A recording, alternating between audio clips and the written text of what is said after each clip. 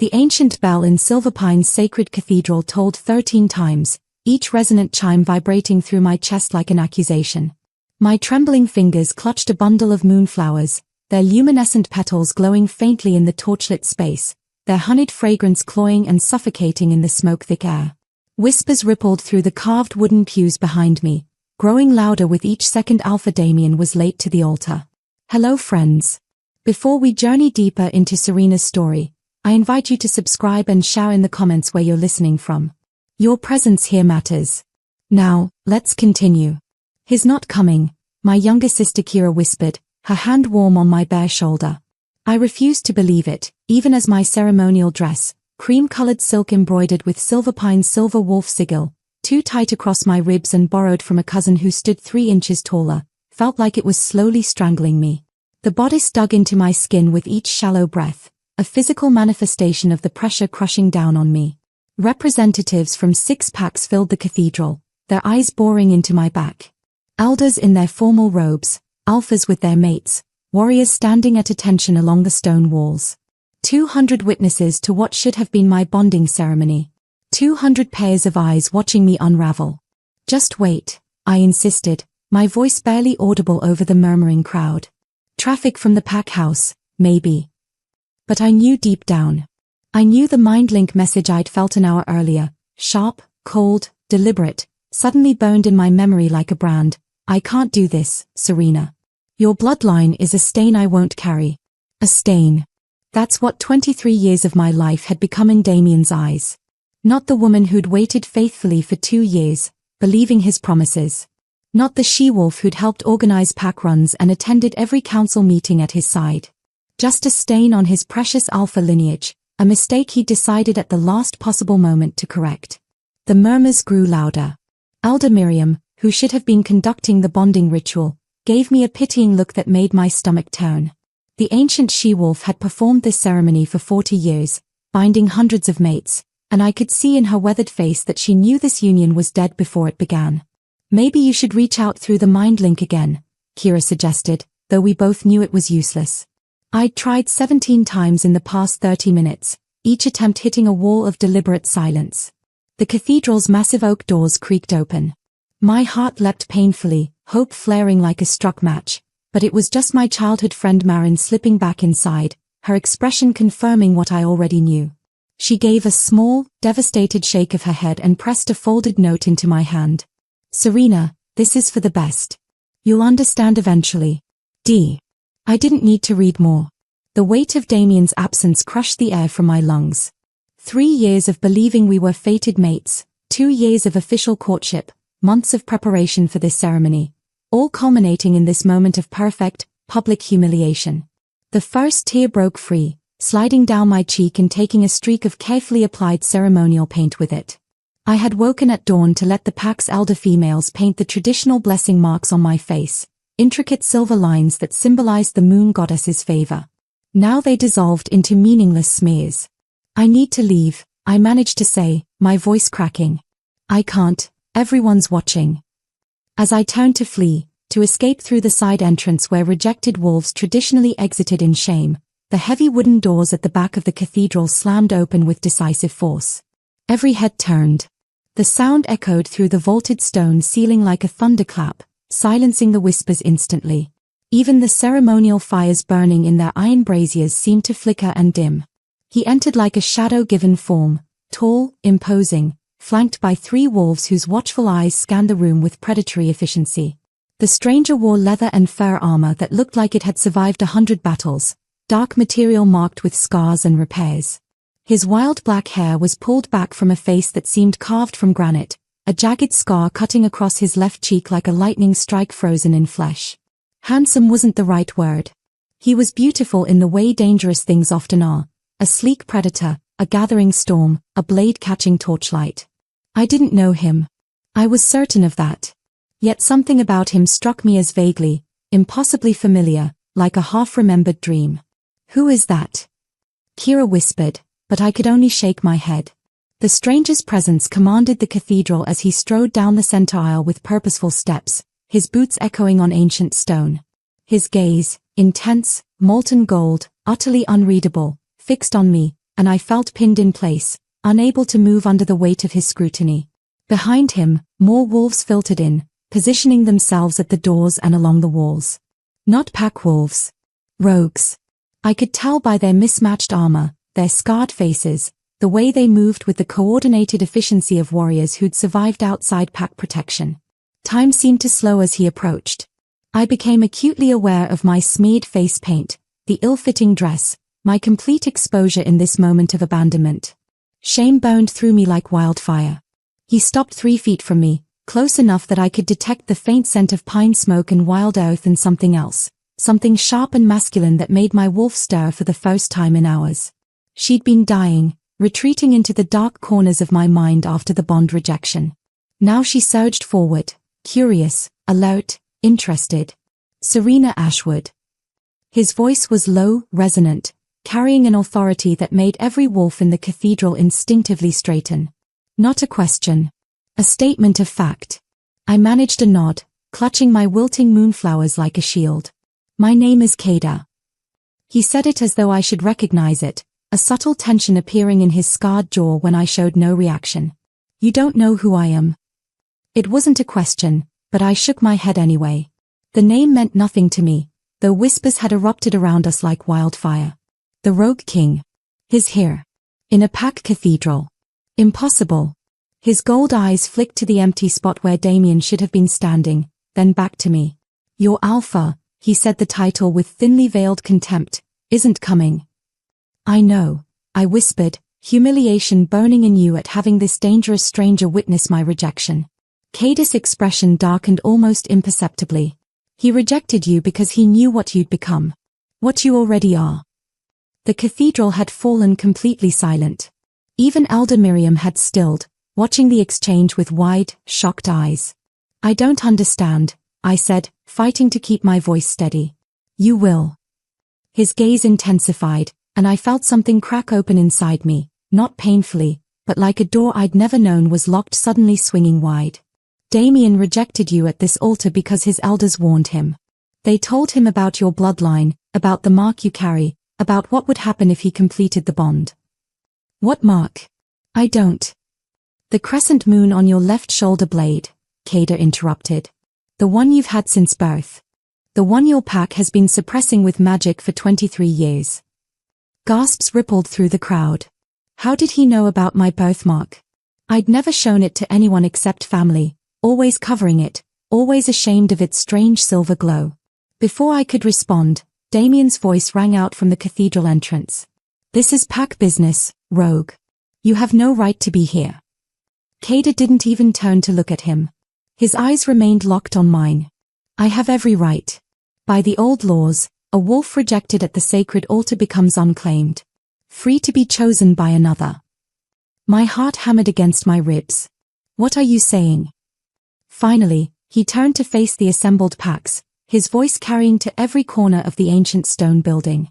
Serena Ashwood was rejected by her alpha.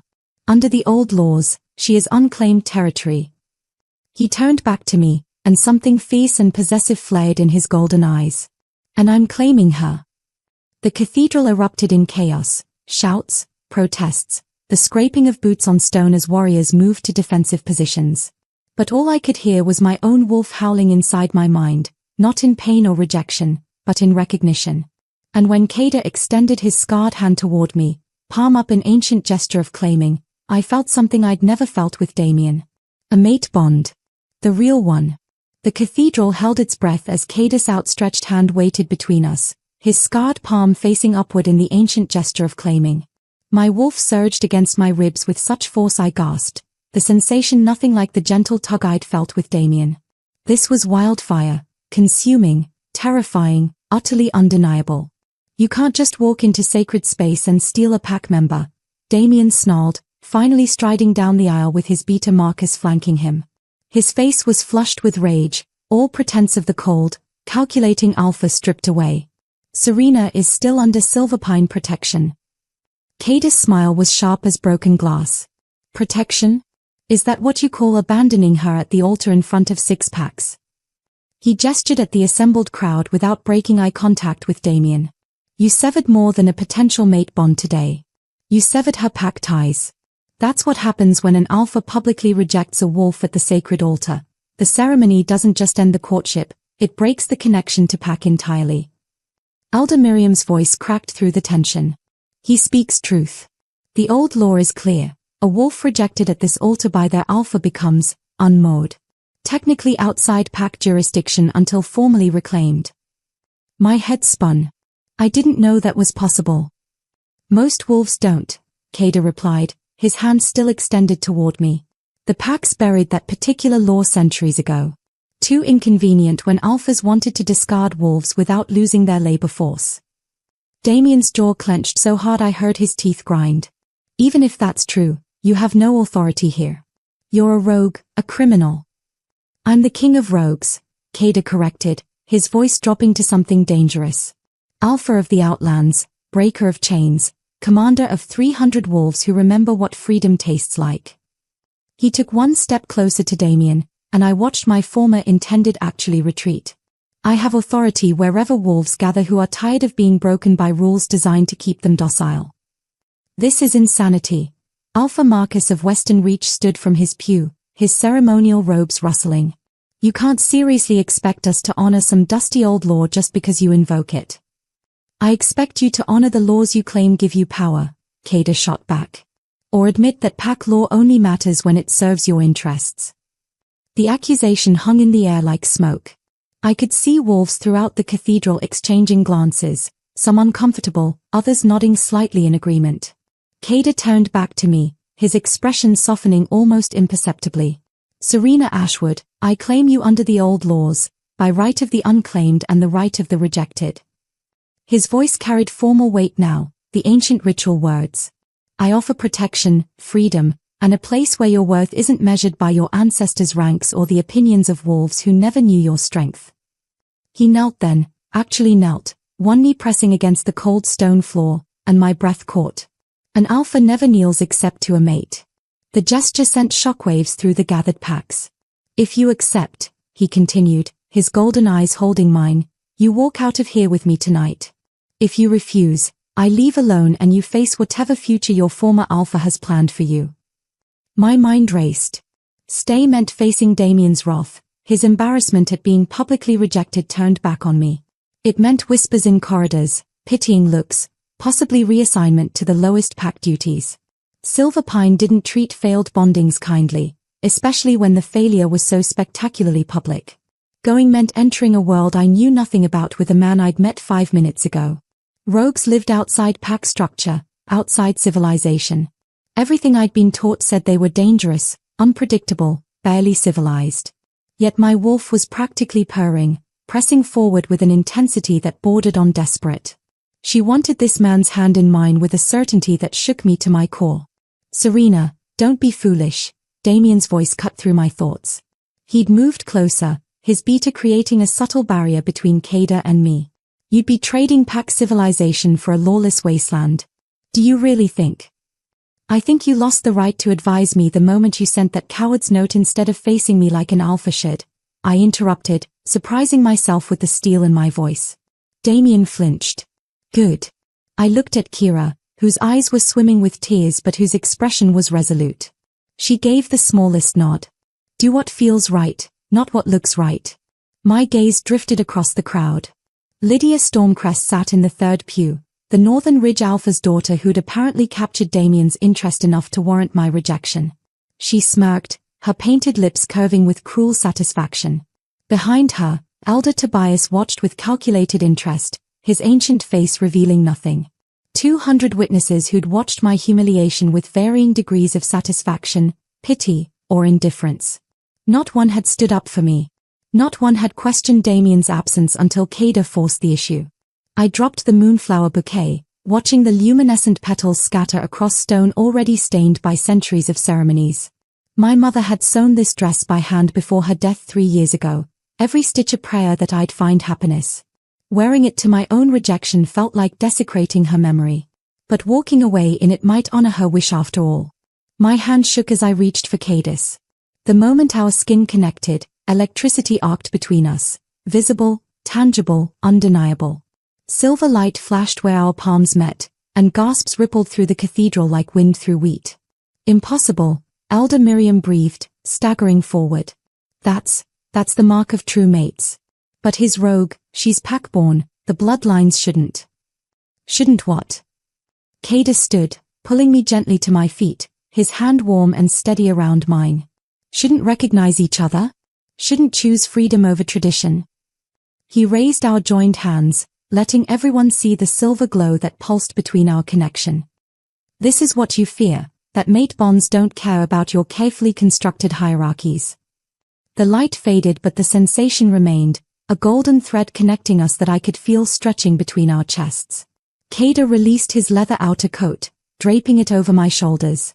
It smelled like him, pine smoke, wild earth, something uniquely male, and was warm from his body heat. The weight settled over me like armor. Consider this your notice, he addressed the assembled packs, his voice carrying unmistakable authority. Serena Ashwood is under my protection. Anyone who harms her, hunts her, or even speaks her name with disrespect answers to me personally. You can't just walk into pack territory and steal, Damien started. You discarded her like garbage.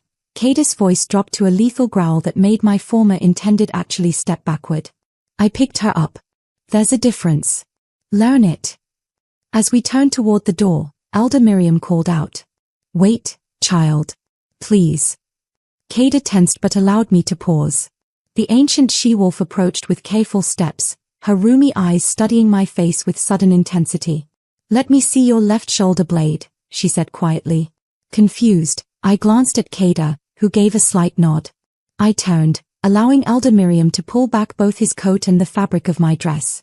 The cathedral fell silent as my birthmark became visible, the crescent moon intertwined with a wolf's paw that I'd always hidden, always been told was nothing special. But now it glowed with silver light none had ever seen before, pulsing in rhythm with my heartbeat. Elder Miriam staggered back, her weathered hand flying to her mouth. The mark of the first lunar, but that bloodline was supposed to be extinct. Nothing's extinct. Kader's smile was sharp with triumph as he adjusted his coat back over my shoulders. Just hidden. Suppressed. Bred down over generations because alphas feared what they couldn't control. And I found her. Chaos erupted. Alphas shouted questions. Warriors moved toward us. Elder Tobias was calling for order while his face twisted with something between fear and calculation. But Kader simply wrapped an arm around my waist, protective, possessive, grounding, and guided me toward the door. His 3 rogue wolves materialized from the shadows, forming a protective barrier as we moved. I looked back once. Damien stood frozen, his face contorted with rage and dawning realization. Lydia Stormcrest's smirk had vanished, replaced with naked shock.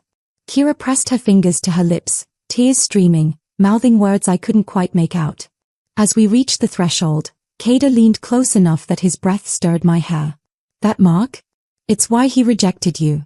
The elders told him what you could become. He was afraid of you, Serena. Terrified of what you'd eclipse once you were free. My world tilted on its axis. What am I? Free, Kader answered, guiding me into the night where more rogue wolves waited with horses. Finally free. Everything else, we'll figure out together. The cathedral doors closed behind us with thunderous finality, cutting off the chaos inside. I stood in the moonlit courtyard, surrounded by dangerous strangers, wearing a dead man's coat over my mother's wedding dress, my birthmark burning with silver fire I'd never felt before. And for the first time in 23 years, my wolf wasn't cowering in the shadows of my mind.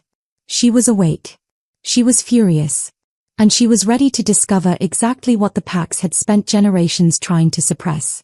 The courtyard torches cast dancing shadows across scarred faces as Kader's rogues prepared for immediate departure.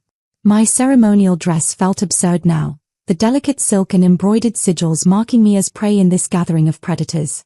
Yet none of them looked at me with the disdain I'd grown accustomed to in Silverpine. If anything, their expressions held curiosity tinged with something like respect. Thank you for continuing this journey with me, friends. If this story speaks to you, share it with someone who needs to hear about claiming their own power. Now, let's ride into the unknown. We have 3 hours to the border of my territory, Kader said, leading me toward a massive black stallion that stamped impatiently at the cobblestones. Can you ride, or do you need to shift? The question caught me off guard. I can ride, but I haven't shifted in months. The admission tasted like shame on my tongue. Low-rank wolves in Silverpine were discouraged from shifting except during mandatory pack runs. Cadis' jaw tightened, a muscle jumping beneath the scar on his cheek. They caged your wolf. Kept her dormant so she couldn't challenge their neat little hierarchy. He swung onto the horse with practiced ease, then extended his hand down to me. No wonder she's screaming right now. He was right. My wolf paced inside my mind with agitated energy, desperate to break free after months of forced suppression. I took his hand, letting him pull me up behind him. The position forced intimacy, my arms around his waist, my chest pressed against his back, our bodies moving in rhythm as the horse began to walk. 3 wolves flanked us as we left the courtyard. The massive male on our right was introduced as Rafe, Cadis' second in command, his kind eyes contrasting sharply with the brutal scars crossing his throat. A female warrior named NYX rode left, her body a roadmap of survived violence, every scar a testament to battles won. The youngest, Finn, couldn't be more than 18, his eager face watching me with unconcealed fascination. We traveled through Silverpine territory in tense silence, every shadow potentially hiding pack warriors sent to retrieve their embarrassment. I felt Cadis' muscles tense each time we passed through vulnerable terrain, a narrow pass between rocks, a dense copse of trees, anywhere an ambush could be staged. The mark Elder Miriam mentioned, I ventured after we'd been riding for 20 minutes. What did she mean about the first Luna? Cadis' voice rumbled through his chest into my ear.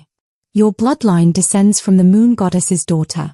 The original wolves, before packs and ranks and politics divided us into fighting factions. Before alphas decided they owned other wolves' destinies.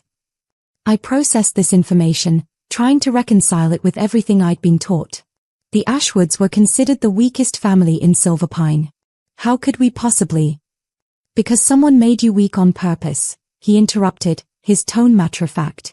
Power like yours had to be suppressed, hidden, diluted, or it would threaten every alpha's carefully built hierarchy. So they bred your family down over generations. Mated your grandmothers to weak wolves, used magic to bind bloodlines, convinced you that your lack of strength was natural rather than inflicted. The words hit like physical blows. You're saying my family was deliberately diminished? Yes. His hand covered mine where it rested against his abdomen, the gesture surprisingly gentle. It's an old trick. But blood always remembers what it was, Serena. Given the right circumstances, given freedom, it finds its way back to true form. My mind reeled with implications. Every slight I'd endured, every pitying look, every time I'd been passed over for positions or opportunities because my bloodline was insufficient, all of it a lie. A carefully orchestrated campaign to keep me small. Rage kindled in my chest, hot and righteous. We reached the edge of Silverpine territory just as the moon climbed higher. Beta Marcus waited there with 5 warriors, their formal armor gleaming in the moonlight. He trained me when I was young, teaching basic self-defense before my instructors decided I wasn't worth the effort. Serena, come with us, Marcus called out, his voice carrying false warmth. We can sort this situation out properly. Get you somewhere safe. Safe. Cadis' laugh was bitter. You mean compliant. Controlled. Caged again. Marcus ignored him, focusing entirely on me. I know Damien treated you poorly tonight. But rogues are dangerous, unpredictable. This isn't freedom, child. It's trading one cage for another, and this one has teeth. The warriors spread out in a subtle flanking maneuver. Cadis' wolves moved in response, positioning themselves defensively. Tension crackled through the air like lightning before a storm. Beta Marcus, I said, surprised by the steadiness in my voice. Where were you when your alpha rejected me? Where was the pack when I needed protection? His expression flickered with something, guilt, perhaps, or simply discomfort at being called out. I'm making my own choices now, I continued, nudging my heels against the horse's flanks to move forward. For the first time in my life, they're actually mine to make. We crossed into neutral territory, and I felt something break inside, not painfully, but like iron shackles falling away from limbs I hadn't realized were bound. The sensation was dizzying, liberating, terrifying in its absoluteness. Behind us, Beta Marcus didn't pursue. Whether from respect for neutral ground or orders not to escalate, I didn't know. Didn't care. The landscape changed dramatically as we traveled deeper into unclaimed lands. Manicured pack forests gave way to wild growth, untamed and beautiful in its chaos. No maintained roads, no boundary markers, no artificial borders claiming this tree or that stream belonged to some alpha's territory. We passed a settlement, makeshift homes and tents arranged in loose clusters, cooking fires sending smoke into the star-filled sky. Children ran between structures, their laughter carrying on the wind. What struck me most was the absence of hierarchy in their movements. No downcast eyes, no submissive postures, no careful navigation of invisible rank structures. An older female wolf emerged from one tent, greeting Kada with a respectful nod but no cowering. "Safe travels, King. We heard what happened in the cathedral. She's welcome among us." "Thank you, Moira," Kada replied, his tone warm. Not commanding, not demanding, simply acknowledging her as an equal. This wasn't chaos. It was just different. Wolves choosing to live together without the crushing weight of pack law dictating every interaction. We crested a ridge as dawn began painting the sky in shades of rose and gold. Below us, carved into the mountainside itself, stood Kada's stronghold. Not the crude collection of tents and caves I'd imagined, but a fortress of stone and wood that seemed to grow organically from the rock face. Defensive walls lit by torches, watchtowers manned by alert sentries, and within, hundreds of wolves moving with purposeful coordination. "Shadow's edge," Kada said, and I heard pride in his voice. Every wolf here was rejected, exiled, or escaped from packs that tried to break them. We built this together. "How many?" I breathed, awed by the scope of it. 312 as of this morning. 313 now, counting you. We descended the winding path to the fortress gates, which opened at our approach. Wolves paused in their tasks to watch us pass, training in the courtyard, hauling supplies, repairing structures. Curious eyes tracked my movement, but the stares lacked hostility.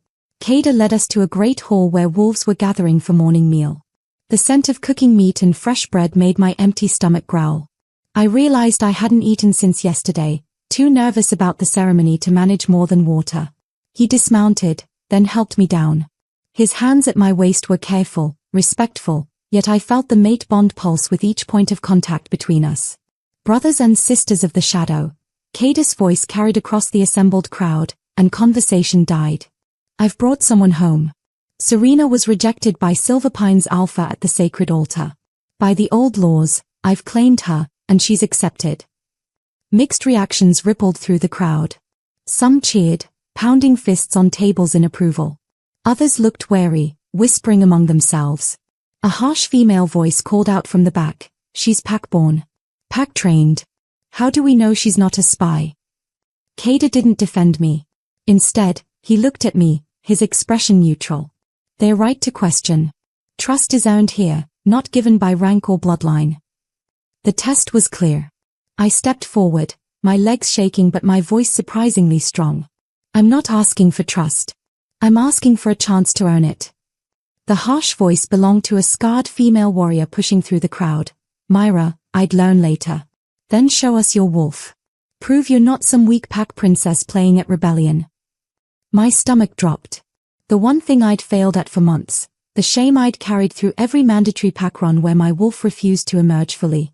The suppressions my pack had used, my own self-doubt, my fear of inadequacy, all of it had choked my wolf into near dormancy.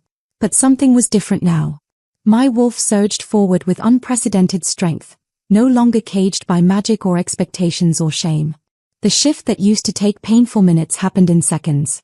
Power flooded through me like wildfire through dry grass. My body reshaped itself, bones realigning, muscles reforming, fur erupting across my skin. And when I stood on 4 legs in the center of that great hall, the assembled wolves fell silent. I wasn't the small brown creature I'd expected. My wolf was large, not massive like an alpha male, but substantial, powerful. And my fur wasn't brown or gray like every other Ashwood wolf in memory. It was silver-white, gleaming like moonlight given form. The crescent mark on my shoulder blazed with that same silver light, visible even through my pelt. Kada's sharp intake of breath told me this wasn't normal. Myra dropped to one knee, her head bowing. Others followed, not all, but enough to make the gesture significant. NYX whispered, barely audible. The Luna of Legends, she's real. I shifted back, suddenly aware of my nakedness. Someone quickly provided a cloak, wrapping it around my shoulders as I stood trembling from exertion and shock. Serena. Kader approached slowly, his expression caught between awe and concern. Your wolf, she's not just first Luna bloodline.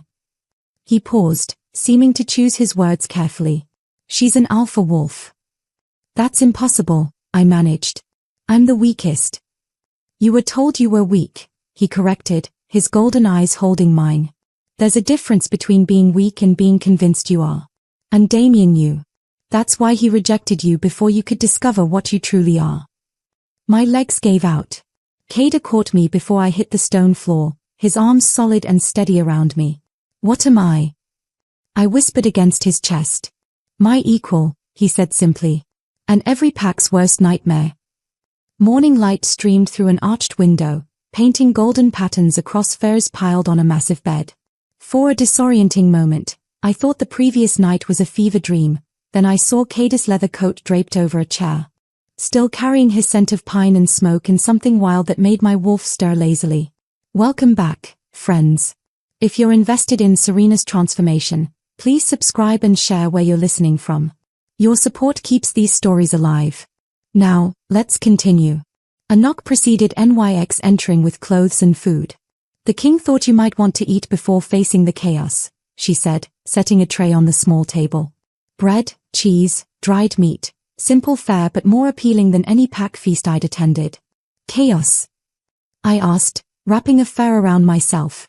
Word of your wolf spread through the stronghold like wildfire. Everyone wants to see the Luna of Legends. NYX's scarred face softened with something like sympathy. Though if you ask me, titles trapped you in your old pack. Here, you get to decide who you are. The words settled over me like a blessing. I dressed in the provided clothes, practical leather pants and a tunic that actually fit my frame, so different from Silverpine's restrictive fashions designed to mark rank through discomfort. After eating, I found my way to the courtyard where wolves trained in the early morning sun. Hand-to-hand combat, weapons drills, coordinated pack maneuvers, everything Silverpine warriors did, but without the rigid hierarchy that determined who could learn what skills. In your pack, you were never trained to fight, were you? Kader's voice came from beside me. I hadn't heard him approach. I shook my head. Low-rank females weren't allowed. We were taught to serve, submit, support the pack structure. His expression darkened. Here, everyone trains. Everyone fights. Because when the packs come, and they will come, I need every wolf able to defend themselves. He gestured toward the training grounds. Rafe will start teaching you basic defensive stances. We'll build from there. Rafe proved to be a patient but demanding instructor. My body, conditioned for submission postures and graceful movements appropriate to my former rank, rebelled against the aggressive stances he demonstrated. I failed repeatedly to block simple attacks, my reflexes all wrong, my instincts screaming to yield rather than strike. Frustration built with each failure. My wolf growled inside, wanting to surge forward and dominate, but I fought to maintain control as I'd been trained. Let her out, Kader said quietly from where he watched. Stop fighting what you are. When I stopped trying to control every movement and let my wolf's instincts guide me, everything shifted. My body moved with speed I didn't know I possessed, power flowing through muscles that had been dormant. I actually landed a hit on Rafe that made him stumble back, surprise flashing across his scarred face. But the exertion triggered something. Pain lanced through my chest where the mate bond with Damien had been severed, sharp and brutal. I collapsed, coughing, and blood stained my lips when I pulled my hand away. Kader carried me to the stronghold's healer before I could protest. Theron was ancient, his weathered face speaking of centuries survived. He examined me with gentle efficiency, pressing fingers against my ribs, my throat, listening to my labored breathing. The rejection damaged more than just your bond, he said finally. It damaged your wolf's core. When you shift now, when you use power, you're forcing energy through broken channels. It's like asking a river to flow through shattered stone. Can it be healed? Kader demanded, his voice tight with concern. Theron looked between us, his ancient eyes knowing. Only one thing heals a severed mate bond, a new, true bond replacing it. He paused significantly. You two are true mates. I can smell it, sense it on both of you. The question is why you're pretending you're not. Awkward silence filled the small healing room. I studied the floor, acutely aware of Kada's presence beside me. Because claiming her officially would make her an even bigger target. Kada spoke first, his jaw tight. Every pack would see her as my weakness to exploit. And because I just escaped one man who thought he could own me, I added quietly. I'm not ready to be claimed by another, even if, I couldn't finish the sentence, but the truth hung between us like smoke. A commotion outside interrupted whatever Theron might have said. Finn burst through the door, breathing hard. King, there's news. The Alpha Council has declared your claim on Serena illegal. They are demanding her return to pack territory for proper placement. My stomach turned to ice. Proper placement. It means they'll assign you to whatever pack will take you, Kada explained, his voice carefully neutral. Probably as Omega or lower, given the circumstances. And if you refuse, it's grounds for declaring war on the rogue wolves, Finn finished. 6 packs against us. The council is threatening to unite against you if you keep her. Kada's council gathered quickly in his war room, Rafe, NYX, Myra, and 3 others I hadn't met. They debated furiously, send me back to avoid war, prepare for inevitable conflict, negotiate terms, flee deeper into unclaimed territory where pack law couldn't reach. I listened to them discuss my future like I wasn't even present, rage building with each passing minute. Finally, I slammed my hand on the heavy wooden table hard enough to rattle the maps spread across it. I'm right here. The words came out sharper than intended. Stop talking about me like I'm a possession to be traded. Kada's gold eyes fixed on me. Then what do you want? I want to understand what I am. Why the Alpha Council fears me enough to threaten war. Why my wolf is suddenly powerful when I was nothing in Silver Pine. My voice steadied as I spoke. And I want to decide my own fate. Something shifted in Kada's expression, respect, perhaps, or recognition. He stood abruptly.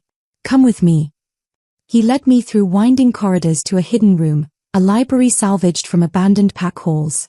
Ancient texts lined shelves carved into stone, their leather bindings cracked with age. Kada pulled one tome from its resting place, opening it to a marked page. Read this. The text was old, written in formal script. When the rejected Luna rises with silver fur and bearing the crescent mark, she will either unite the wolves under a new law or burn the old packs to ash. My hands trembled holding the prophecy that had shaped my entire life without my knowledge. This is why Damien rejected me, I breathed. Not because I was weak, but because I was dangerous. Yes. His pack elders discovered your mark when you were tested at 18. They've been suppressing your wolf with subtle magic ever since, keeping you dormant so the prophecy couldn't manifest. Magic? Wolves don't use. The old wolves did. Most knowledge was lost, but some alphas kept it specifically to maintain control. Kada's expression was grim. They've been poisoning you slowly for 5 years, Serena. Weakening your wolf, convincing you that your powerlessness was natural. The room spun. Every weakness, every failure, every moment of shame, manufactured. Inflicted. A conspiracy to keep me contained. Why did you really claim me? I confronted him directly. You knew all this. You came for me knowing what I could become. What do you want from me? Honest answer came after a long moment. I want to break the pack system that rejects wolves like you and me. I want to build something better. And yes, I want your power to help do it. His gold eyes held mine. But I won't force you, Serena. The claim wasn't conditional on your cooperation. What if I don't want to be part of your revolution? Then I'll still protect you. Simple. Direct. True. For the first time, I felt genuine trust begin to form. A scout burst in, shattering the moment. Silver Pine wolves at the border. 20 warriors, led by Beta Marcus. They are demanding to speak with Serena. Kada immediately began issuing defensive orders, but I stopped him with a hand on his arm. No. I'll speak to them. I straightened, feeling my wolf rise within me. Not as a rejected Omega, but as... I hesitated. As who you're becoming, Kada finished. We walked to the border together, And I realized this was my first real test. Face my old pack not with submission, but with the power I was only beginning to understand. 20 Silverpine warriors waited at the tree line marking the border between pack and rogue territory. Beta Marcus stood at the front, but my eyes locked onto the figure beside him. Damien himself, dressed in full alpha regalia, had come personally. Serena Ashwood, Marcus called out, his voice carrying diplomatic warmth that rang false to my ears. We've come to negotiate your safe return to Packlands. I stood flanked by Kada and his rogues, feeling my wolf surge with newfound confidence. I'm already safe. Damien stepped forward, his handsome face arranged in an expression of concern that might have fooled me once. You don't understand the position you're in. The Alpha Council has declared this entire situation a violation of pack law. If you don't return willingly, they'll authorize a hunt. Let them try, Kada growled beside me. Damien ignored him completely, his green eyes fixed on me with uncomfortable intensity. I know I hurt you. I made a mistake, a serious error in judgment. The words hung in the air like poison. The rejection was premature, he continued, and I felt my wolf snarl at his casual dismissal of my humiliation. I acted on bad advice from my elders. Serena, I'm willing to reverse the rejection. Take you back as my Luna. We can bind our wolves properly this time. Gasps rippled through both groups. Rejections were almost never reversed. The damage to the wolf's core made such bonds unstable, dangerous. Behind the warriors, I spotted Kira's tear-streaked face. My sister looked desperate, torn between loyalty to family and loyalty to pack. Look at where you are. Damien gestured at Shadow's edge visible on the ridge behind us.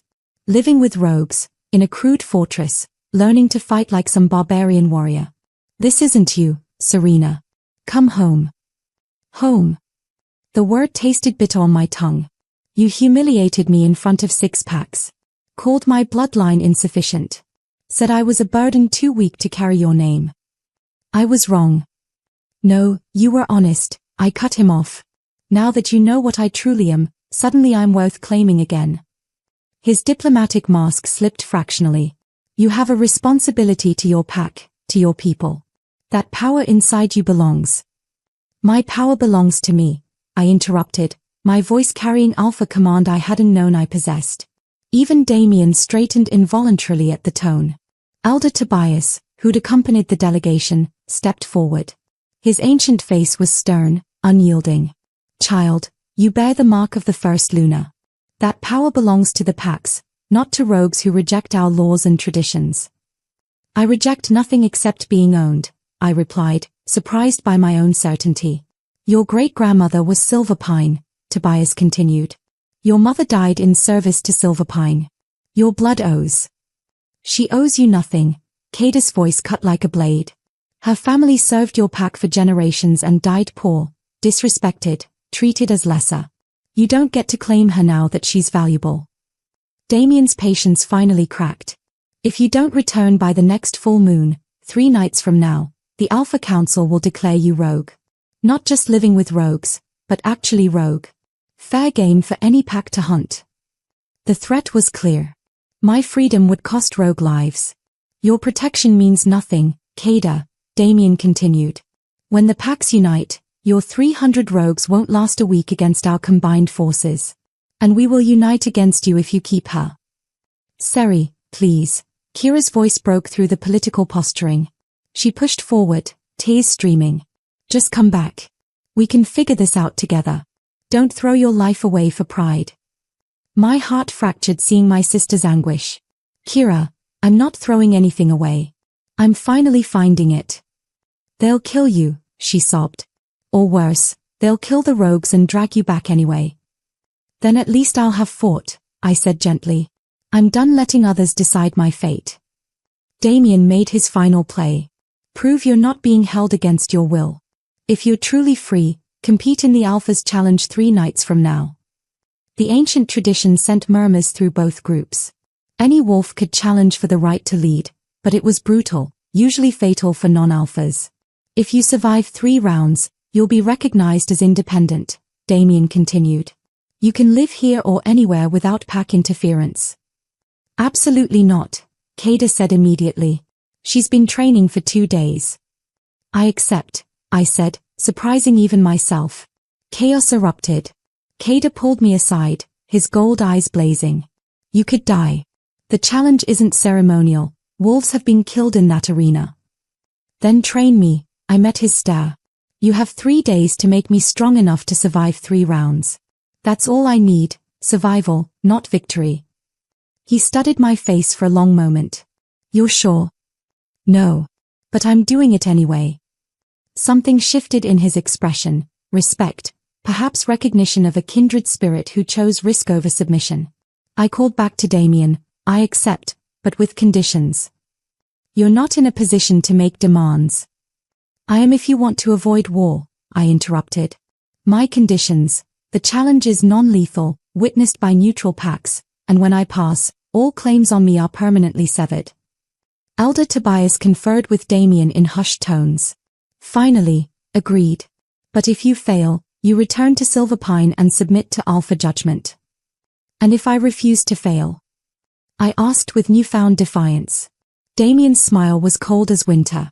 Then you die in the arena, and this entire rogue problem dies with you. The Silverpine wolves departed, but not before Kira mouthed "I love you" across the distance.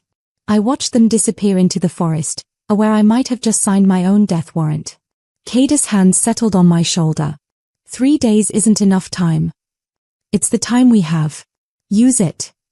Back at the stronghold, Kader assembled his best fighters in the war room. We have 72 hours to prepare Serena for the Alpha's challenge. Rafe, you'll teach combat. NYX, weapons. Myra, wolf form fighting. I'll handle strategy and mental conditioning. He turned to me, his expression grave.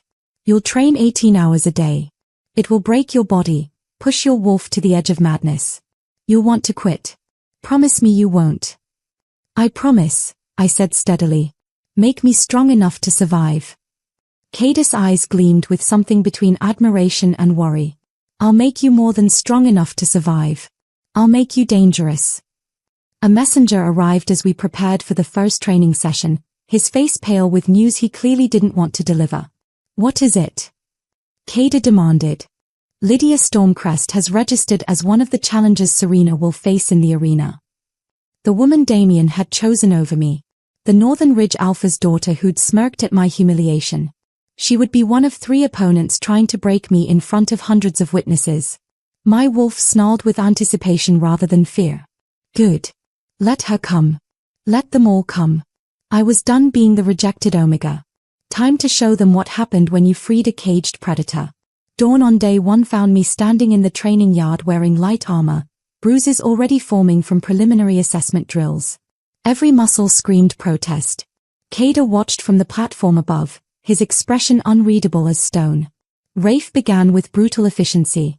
Forget everything your pack taught you about fighting. Submissive wolves don't survive the challenge. He attacked without warning, taking me down in seconds. My back hit packed earth hard enough to drive air from my lungs. Again. And again. And again. By midday, I'd been thrown, pinned, and defeated 37 times. My pride shattered with each failure, frustration building until I screamed into the uncaring sky.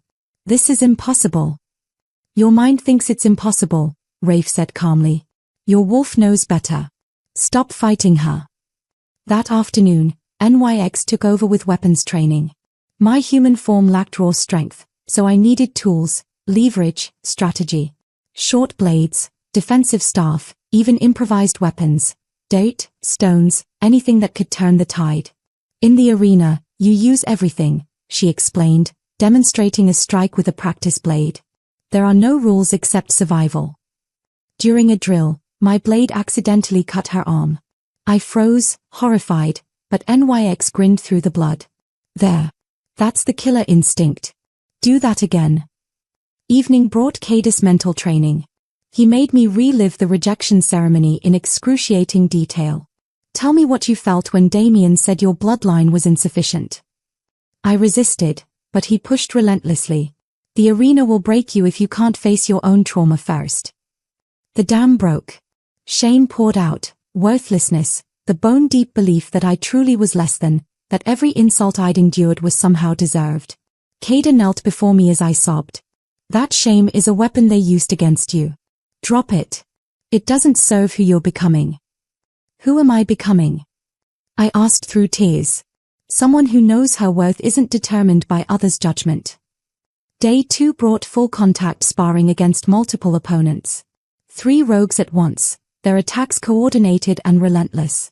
I lasted 30 seconds initially, then a minute, then 2. Each small victory felt monumental. Myra taught wolf form combat, how to use smaller size as advantage, where to bite for maximum damage, how to break an opponent's grip. Your silver wolf is beautiful, but it makes you a target, she explained. Use that. Let them underestimate you, then go for the throat. During a water break, I noticed Kada watching me with unusual intensity. Every time we were near each other, the mate pull intensified, a golden thread connecting our chests that seemed to vibrate with shared energy. That night, I found him on the fortress walls, silhouetted against stars. The bond is distracting you during training, I said quietly. He didn't deny it. It's also making you stronger. Mate bonds enhance power in both wolves. What happens if I complete the challenge? The question I'd been avoiding. Do we have to complete the bond? He turned to face me fully. Only if you want to. I told you, I won't force anything. Silence stretched between us, charged with unspoken possibilities. Why did you really claim me? I asked. The truth, not politics or prophesize. Kada was quiet for a long moment. I've spent 10 years building this sanctuary for wolves the pack's rejected. Every wolf here has a story of being broken by the system. When I saw you at that altar, I saw myself 12 years ago, rejected, humiliated, told I was worthless. What happened to you? My father arranged my mating to a she-wolf I didn't love. When I refused, he declared me rogue and sent hunters after me. I killed 3 before escaping. Been running and fighting ever since. First real vulnerability he'd shown. So you claimed me out of sympathy? I claimed you because I knew what you'd become once you were free, he corrected. And maybe because I didn't want you to face this world alone like I did. Day 3 arrived with brutal finality. Morning brought a full contact scenario mimicking the arena. 5 opponents, no breaks, fight until submission or unconsciousness. This time, I lasted 12 minutes. Took down 2 opponents before being overwhelmed. My body was a constellation of bruises, cuts bleeding freely, but my eyes blazed with fierce determination. Kada called halt. Enough. You're as ready as you'll ever be. I collapsed, breathing hard. I can do this. The stronghold gathered to send me off. Wolves I barely knew approached with gifts, a sharpened claw necklace for luck, prayers to the moon goddess, a scarred warrior's blessing. Finn gave me a wolf tooth pendant. You gave me hope that outcasts can become legends. Don't die. I realized these wolves were my pack now, not by blood or territory, but by choice and respect. We traveled to neutral ground, a natural stone amphitheater hosting challenges for centuries. Hundreds of wolves already gathered, pack members mixing uneasily with neutral rogues. I spotted Kira in the crowd, looking terrified. Damien and Lydia sat in the Alpha's box, radiating confidence.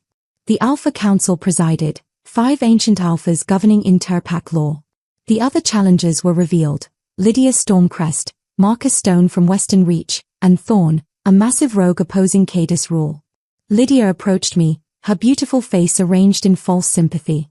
This isn't personal. But when I defeat you, I'll prove to Damien he made the right choice. I surprised myself with my calm response. When you lose, remember it was to the weak Omega he rejected. Her smile faltered. The challenge master read the rules. 3 rounds, each against different opponent. Fight until submission or inability to continue. I must survive all 3 to win freedom. As I prepared to enter the arena, Kada caught my hand. Remember, you're not fighting to survive. You're fighting to live. There's a difference. What's the difference? Survivors endure. Wolves who live make others remember them. Our eyes locked, and the mate bond flared so bright that nearby wolves stepped back, shielding their eyes from the silver light.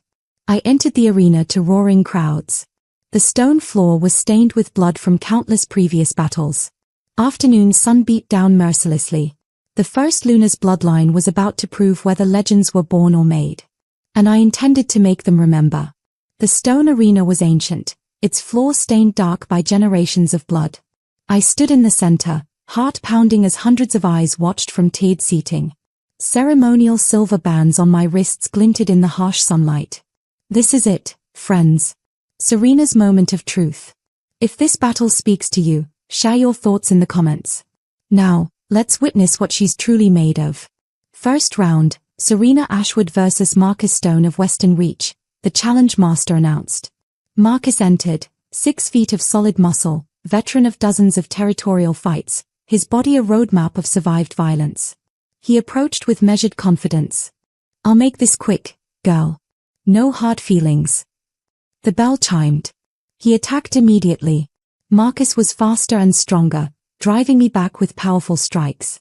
I used NYX's defensive training, blocking, dodging, searching for openings. But he was relentless, landing a hit that sent me sprawling across blood-stained stone. The crowd murmured. This looked like it would end in minutes. Damien leaned forward in his box, satisfaction spreading across his face. Cadus' hands gripped the rail, his wolf barely contained beneath human skin. I remembered Cadus' words, use your size, your speed, make them overcommit. When Marcus charged again, I didn't retreat. I dropped and rolled under his guard, my small blade flashing. It cut the back of his knee, not deep enough to cripple, but enough to slow him. The crowd gasped as I landed the first real blow. Marcus, frustrated, shifted to his wolf, a massive grey beast. I shifted too, and the arena fell silent. My silver wolf emerged, smaller but radiating otherworldly light. The crescent mark on my shoulder blazed with power. Marcus hesitated, just for a second. It was enough. I attacked with precision, using Myra's training, go low, strike fast, retreat before counters. After 3 minutes of brutal combat, Marcus submitted, throat exposed. I could have ended him. Instead, I stepped back, showing mercy. The crowd erupted in shock and cheers. I shifted back during the 15-minute break, breathing hard, bleeding from claw marks on my side. Theron rushed to treat me. That was well fought, but the next 2 will be harder. They saw your strategy. Kira reached the arena floor. Seri, you can forfeit now, you've proven. I haven't proven anything yet. I need all 3 rounds. In the Alpha's box, Damien's smile had vanished completely. Second round, Serena Ashwood vs. Thorn of No Pack. Thorn entered, and the atmosphere changed. The massive rogue scarred from countless fights had been trying to overthrow Kada for years. Your Kada's weakness, he growled. When I break you, I break his hold on the Outlands. This wasn't about my freedom anymore, it was rogue politics. Thorn fought with no honor, no restraint. He was trying to maim, possibly kill, consequences be damned. I barely avoided a strike that would have crushed my skull. The wound in my side reopened, blood flowing freely. I was slower now, exhausted from the first fight. Thorn landed a devastating blow that cracked my ribs. I went down hard. The crowd held its breath. As Thorn moved in for the finish, my wolf surged with unprecedented power. Something ancient awakened inside me, not just my wolf, but the bloodline itself. My eyes flashed pure silver, and power radiated from me in visible waves. When I spoke, my voice carried alpha command that froze Thorn mid-step. Submit. Every wolf in the arena felt it, an alpha voice, but stronger, older than pack authority. Thorn's wolf forced him to his knees against his will. The arena was dead silent as I stood over him, bleeding and broken but victorious. Elder Tobias stood, outraged. This is impossible. She's using lunar magic, that's forbidden in the challenge. The neutral challenge master remained calm. There's no rule against using your natural abilities. She didn't use weapons or outside aid. The round stands. Damien looked sick with realization. I wasn't just first lunar bloodline, I was awakening my ancestors' full power. I collapsed the moment Thorn was removed. Theron worked frantically. You're bleeding internally. You need to forfeit. No. My voice was raw. One more. I can do one more. Kada climbed down to the arena floor, breaking protocol. Guards moved to stop him, but the challenge master allowed it. Her claimed mate may speak to her. He knelt beside me. You've proven enough. Don't die for pride. It's not pride. It's freedom. I met his eyes. My freedom, and the freedom of everyone at Shadow's Edge. If I stop now, the packs will always have a claim on me. Then let me give you strength, he said. Before I could ask what he meant, he kissed me. The mate bond flared to life completely, power flowing between us like lightning. I gasped as my wounds began healing faster, energy returning to exhausted limbs. The crowd saw it, the complete mate bond manifesting publicly. When we broke apart, my eyes were glowing. What did you do? Gave you what was already yours. Our bond, fully awakened. Now finish this. Final round, Serena Ashwood versus Lydia Stormcrest. Lydia entered, smiling. So you're his true mate. That's unfortunate for you. How so? Because when I defeat you, it'll break him. And Damien will finally see I'm the stronger choice. She wasn't fighting for Damien's approval, she was fighting because she was jealous. Lydia was skilled, precise, and fresh while I was exhausted. But I had something she didn't: desperation, rage, and the power of a fully manifested mate bond. We shifted to wolf forms, circling each other. Lydia's golden brown wolf was larger, but my silver wolf moved like moonlight. The fight was vicious, both warriors refusing to submit. We battled for 8 brutal minutes. I was failing, injuries catching up despite the mate bond's boost. Lydia pinned me, jaws closing toward my throat. In that moment, I heard voices, my mother, my grandmother, echoing through generations. You are not weak. You were never weak. Rise. Power exploded from me, throwing Lydia across the arena. I rose, my silver wolf crackling with visible energy. One final clash, and Lydia went down. I stood over her, waiting. She finally exposed her throat in submission. Serena Ashwood has survived all 3 rounds, the challenge master declared. By the old laws, she is recognized as independent. All pack claims are hereby severed. The crowd erupted, some cheering, some outraged. I shifted back and stood in the center of the arena, blooded but unbowed. I looked directly at Damien. I was never your burden. You were mine. Then to the assembled alphas, I reject your authority over me. I reject your laws that break wolves into ranks. I am no one's Luna. I am free. As I walked toward Kada, the setting sun behind me created a silhouette that looked like a crowned queen. But Elder Tobias spoke words that froze everyone. The challenge is complete, but there's still the matter of prophecy. The council has voted. Serena Ashwood must be contained, for the safety of all packs. The arena erupted in chaos.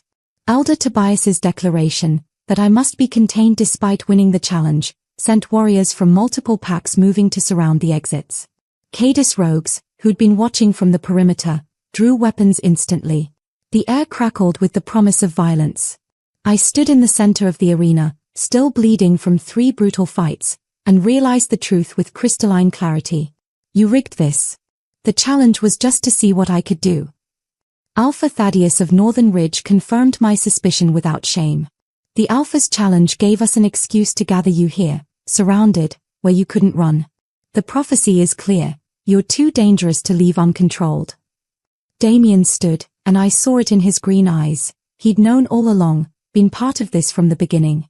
Serena, please, he said with false gentleness. Just come peacefully. We'll keep you comfortable, safe. Caged, I finished, my voice steady despite exhaustion. You mean caged? Kada positioned himself between me and the approaching pack warriors, his body tense as a drawn bowstring. His rogues flooded into the arena, not 300, but what looked like 500 strong. My eyes widened. How? Rafe grinned from nearby, blood still staining his tunic from earlier fights. You think we didn't know this was a trap? We've been gathering every rogue in the region for 3 days. You're not the only one who can plan. The numerical advantage had shifted, but the arena was still a kill box for both sides. One spark would ignite a massacre. As tensions reached breaking point, something happened inside me. My fear, rage, and desperation triggered a full awakening. Power erupted from me in waves of silver light that washed across the arena like dawn breaking. Every wolf, pack and rogue alike, was driven to their knees by the sheer force of alpha command. I didn't mean to do it, but my wolf had finally broken free completely, and she was done being contained. When I spoke, my voice echoed with centuries of accumulated power. Enough. The single word reverberated off ancient stone, carrying weight that bent spines and forced heads down. I won your challenge, I said, turning slowly to address every wolf present. I proved my strength according to your laws. And still you want to put me in chains because you fear what I represent. My gaze swept across pack alphas, their warriors, the council members watching from their high seats. The first Luna created wolves to be free, to run wild, to live in harmony with moon and earth. You took that freedom and built hierarchies, ranks, cages made of tradition and fear. I spent 23 years believing I was weak because I was born to the wrong family. Because some alpha decided my great-grandmother wasn't worthy of respect, and that stain would follow me forever. Murmurs rippled through the crowd, but no one dared rise against the power still radiating from me. Every one of you has felt it, the crushing weight of pack law, the fear of stepping out of line, the knowledge that one wrong move means exile or death. How many have watched someone you love be cast out? How many live in fear of losing your rank, your place, your worth? Silence answered, but I saw recognition in dozens of eyes. I could destroy you all right now. I held up my hands, still glowing with silver light that cast shadows across blood-stained stone. This power inside me, it answers to me. I could burn these packs to ash like the prophecy says. Fear rippled through the assembled wolves like wind through grass. But I won't. Because I'm not your enemy. The system is. I addressed the pack wolves directly, making eye contact with warriors I could see struggling with their own doubts. I'm not your Luna. I'm not your queen. I don't want to rule you. My gaze found Kader, still standing ready to fight for me. And I'm not his, either, unless I choose to be. What I am is proof that the old ways are broken. That power doesn't flow from alpha bloodlines but from wolves who claim their own strength, who refuse to be diminished by others' judgment. So here's my choice, and I'm only making it once. My voice carried to every corner of the arena. Any wolf who wants to leave their pack, who's tired of living under laws that break them instead of building them, you're welcome at Shadow's Edge. Not as my subjects. As equals. We'll build something new together. A place where rank is earned through action, not birth. Where wolves choose their own mates. Where strength is measured by character, not bloodline. Elder Tobias roared, his ancient face twisted with fury. You're declaring war on the pack system itself. No, I said with perfect calm. I'm offering an alternative. You're the ones who have to decide if that's worth fighting over. Alpha Marcus of Western Reach stepped forward, his weathered face grave. You can't promise protection to every dissatisfied wolf. It'll tear the packs apart. Then maybe the packs deserve to be torn apart, I replied. Maybe we need to start over, build something that serves wolves instead of breaking them. Movement in the crowd. A she-wolf from Silver Pine stepped into the arena, her head high despite obvious fear. I was rejected last year for being Omega. I'll come. Then another. My son was exiled for refusing an arranged mating. I'll come with you. More wolves moved forward, drawn by my words and the promise of something different. I watched Damien's face contort with horror as his pack members defected before his eyes. Serena, stop this, he demanded. You don't understand what you're doing. I understand perfectly, I interrupted. I'm giving wolves the choice you never gave me. Kader approached me then, and in front of hundreds of witnesses, he knelt. The gesture sent shockwaves through both factions. I claimed you to free you, he said, his golden eyes holding mine. Now you're freeing yourself and offering that freedom to others. Whatever you build next, I'll stand with you. Not as your alpha, but as your mate. Your equal. Your partner. If you'll have me. I pulled him to his feet, our hands joining as the mate bond blazed visible between us. Then stand beside me, not beneath me. The Alpha Council realized they'd lost this battle. They couldn't attack without triggering a war they might not win. And more importantly, forcing me to fight would only prove my point about pack oppression. Elder Tobias spoke with barely contained fury. This isn't over. You've made powerful enemies today. I've also made allies, I countered, gesturing to the wolves who'd stepped forward, 20, 30, still counting. And I've proven I'm not the weak Omega you all assumed I was. We left the arena with Kader at my side, followed by rogues and newly defected pack wolves. The group now numbered over 600. Kira ran to me, embracing me fiercely. I'm coming too. I'm not staying in a pack that would cage you. As we traveled back toward Shadow's Edge, I felt my power settling, no longer wild and explosive, but controlled, purposeful, mine. What happens now? I asked Kader. Now we build what comes next, he said. A place where wolves choose their own destiny. 1 week later, Shadow's Edge had transformed. New structures rose from stone and wood, former pack wolves training alongside rogues, the rigid boundaries between ranks dissolving into something fluid and merit-based. I stood on the fortress walls watching sunset paint the sky in shades of gold and crimson. Kira approached with a sealed message. The council sent another letter. They want to negotiate. Let them wait, I said. We'll negotiate when we're ready, on our terms. Kader joined us, sliding an arm around my waist. You've started something that can't be stopped, you know. Good. It was time someone did. As night fell, I howled, not in submission, not in defiance, but in pure joy. And across the outlands, hundreds of voices answered, creating a symphony of freedom that echoed off mountains and through forests. The rejected Omega was dead.